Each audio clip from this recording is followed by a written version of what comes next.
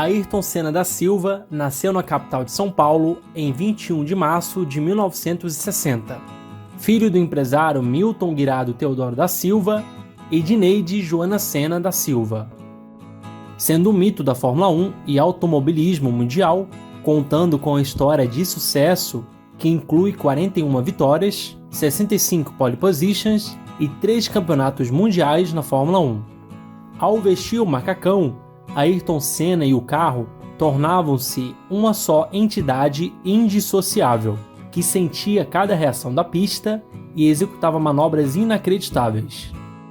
A imagem deste brasileiro, considerado um dos maiores esportistas da história, é reconhecido nos 4 cantos do mundo, seja por seu talento e sua determinação excepcionais ou por desempenho quase mágico.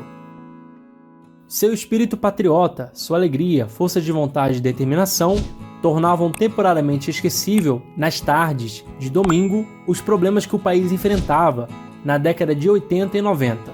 Ver o brasileiro Ayrton Senna correr na Fórmula 1 era como se fosse um alívio.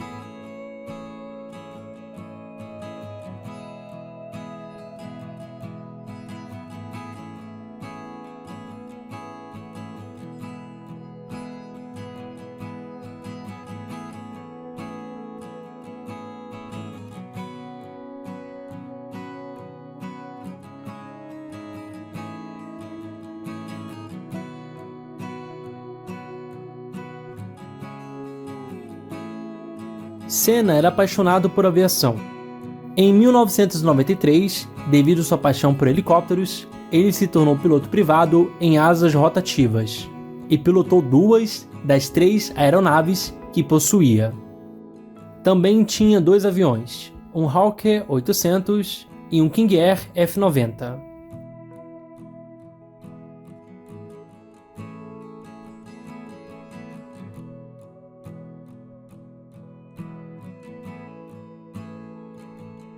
Foi no Grande Prêmio de San Marino, no dia 1º de maio de 1994, que Senna acelerou no que seria a sua última corrida. Entrou na curva Tambuleiro, perdeu o controle devido a uma barra de direção quebrada, seguiu reto em direção aos muros laterais e chocou-se violentamente. A telemetria mostrou que Senna, ao perceber que ia bater, conseguiu reduzir o carro de 300 km por hora para 200 km por hora. Nesse momento, toda a nação brasileira prendeu a respiração, esperando qualquer movimento por parte do piloto. Um movimento leve aconteceu, mas piorou drasticamente seus danos cerebrais. A atividade cerebral era inexistente. Não havia possibilidade de sobrevivência nesses casos. Atendido prontamente na pista, foi transferido para o hospital, onde poucas horas depois foi declarado como morto.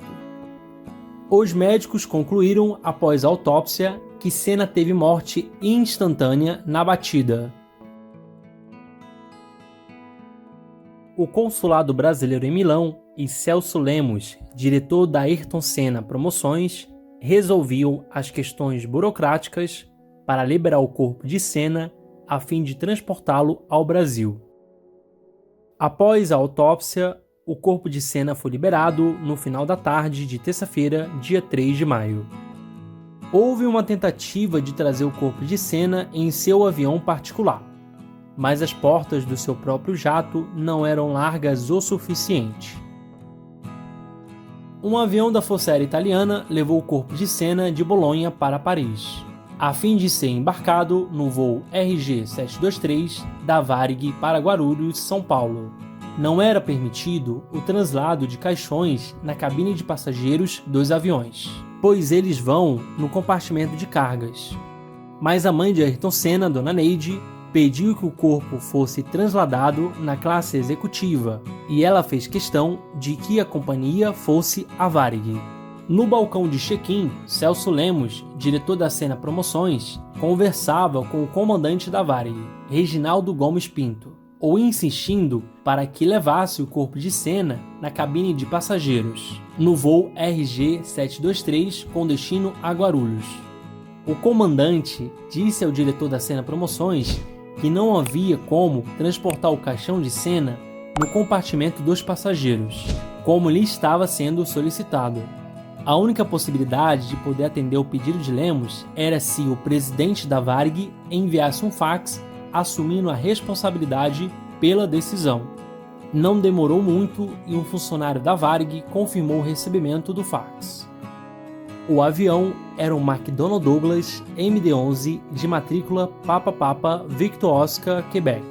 Na tripulação técnica estavam o comandante Reginaldo Gomes Pinto e o subcomandante Nelson Lamartine, que disse que competiu com Senna em provas de kart na adolescência. Os dois se reviram há 2 anos antes do acidente, quando Senna esteve com ele na cabine do avião. O corpo de Ayrton Senna foi transportado para o Brasil num recinto especial criado pela Varig. O pessoal da Varig tirou os assentos da área central da executiva, na porção menor, e lá colocou o caixão de Senna, com a bandeira do Brasil por cima. O recinto foi isolado com uma cortina. Os passageiros dali foram acomodados na primeira classe. No recinto viajaram apenas o sócio de Senna, Celso Lemos, a assessora Beatriz Assunção, o narrador Galvão Bueno e o fisioterapeuta do piloto, Joseph Leberer. Os passageiros foram proibidos de entrar no recinto ou fotografar o caixão. As cortinas que separaram as classes estavam fechadas. Raríssimos passageiros ficaram sabendo que ao seu lado estava o caixão de Senna. Eles viam o esquife apenas através da cortina. Um passageiro chegou a fotografar a área, colocando sua câmera através da cortina. Celso Lemos teria resolvido a questão com o passageiro sem dar maiores detalhes. Vários passageiros pediam para ver, mas nós seguimos a orientação do pessoal que acompanhava o corpo, disse o comissário Moreno. O sócio de Senna informou que o corpo foi vestido com terno cinza, camisa branca e gravata cinza. Os que estavam ali não conseguiram dormir tendo ao lado o corpo de Senna. Alguns foram para a primeira classe. Durante boa parte do voo, o pessoal da equipe de Senna e jornalistas formaram um grupo com conversas que se estenderam por horas. O voo foi saudado por outros aviões durante a noite. O comandante Reginaldo Gomes Pinto disse que os aviões com que cruzava sobre o Oceano Atlântico enviavam mensagens de pesar. Ele captou também mensagens de estações de terra de vários países e do interior do Brasil. Os pilotos do avião foram os comandantes Reginaldo Gomes Pinto e Nelson Lamartine. Durante todo o voo, por onde passavam, recebiam dos postos de controle mensagens de homenagem a Senna. Nelson Lamartine, que foi piloto de kart, fez várias viagens com Senna e conta que ele sempre ia à cabine, principalmente na hora do pouso. O avião está para tocar o solo brasileiro. O amanhecer de São Paulo foi mais uma homenagem que Senna recebeu da sua cidade. 100, 40, 30. O sol começava a se apresentar naquela triste quarta-feira, dia 4 de maio, quando o MD-11 do voo Varig RG-723 pousou na pista de Guarulhos às 6h12 da manhã. O voo durou cerca de 12 horas. Como que numa reverência a quem foi Senna, o comandante Reginaldo Gomes Pinto tocou o solo da pista com extrema delicadeza.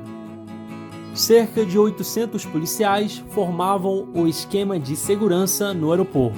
Parte deles estava em uniforme de gala.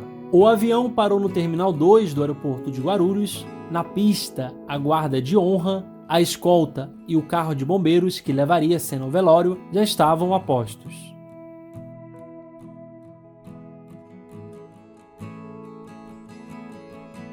O caixão só saiu da aeronave às 6h45 da manhã, depois que os passageiros haviam desembarcado.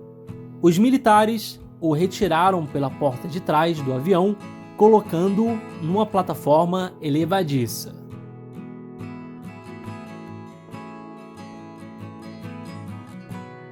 O caixão parou brevemente diante das autoridades, foi logo colocado na traseira do carro do Corpo de Bombeiros ao ar livre. O aeroporto praticamente parou para ver a chegada do corpo de Senna. Funcionários das companhias aéreas, da Infraero e até da torre de controle deixaram seus postos de trabalho para acompanhar a cerimônia.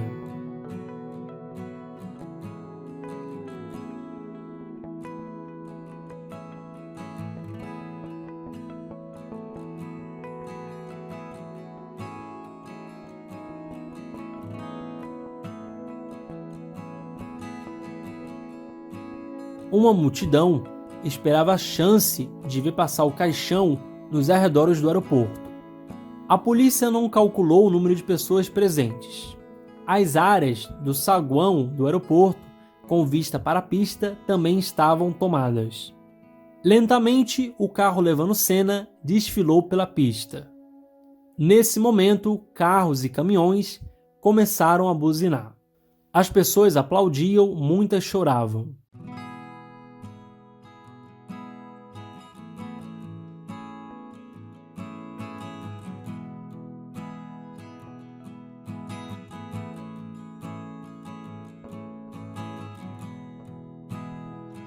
Em 1999, Senna foi eleito pela revista Isto É, o esportista do século XX no Brasil. No auge da sua carreira, era considerado o maior ídolo brasileiro, posto que mantém mesmo depois de quase 3 décadas após sua morte.